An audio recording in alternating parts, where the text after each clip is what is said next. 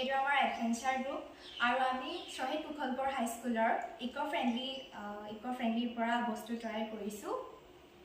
বৰ্তমান সমাজত দেখা যায় যে প্লাষ্টিকৰ ব্যৱহাৰ অধিক আৰু প্লাষ্টিক পৰিলে আমাৰ বিভিন্ন পৰিৱেশ প্ৰদূষিত হয় আৰু তাৰ পৰা নানা ধৰণৰ বেমাৰো আমাৰ হ'ব পাৰে।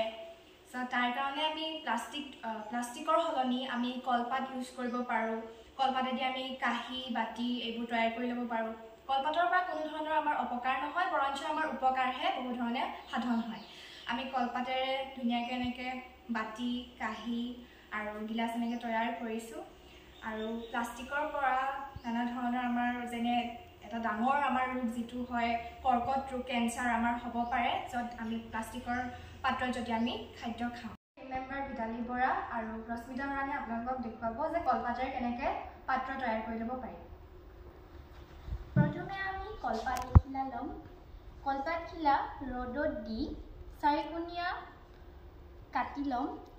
তাৰপিছত কলপাতটো ফল্ড কৰি দিম।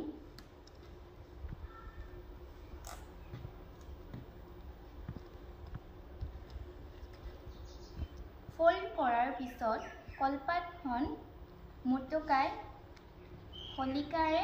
শলিকা লগাই দিম।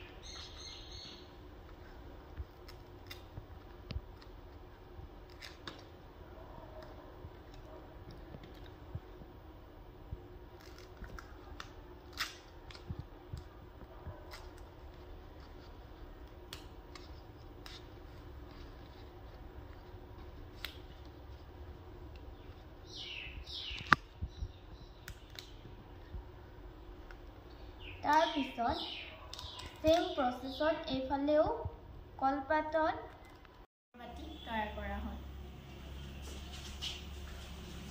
এনেদৰে আমি কলপাতেৰে বিভিন্ন ধৰণৰ পাত্ৰ বনাই ল'ব পাৰোঁ আৰু তাত খাদ্য খালে আমাৰ কোনো ধৰণৰ অপকাৰ নহয়, বৰঞ্চ আমাৰ কলপাতত এবিধ পলিফিনল নামৰ এবিধ পদাৰ্থৰ উপস্থিতি আছে, য'ত আমি খাদ্য খালে মানে আমাৰ উপকাৰ সাধন হয়।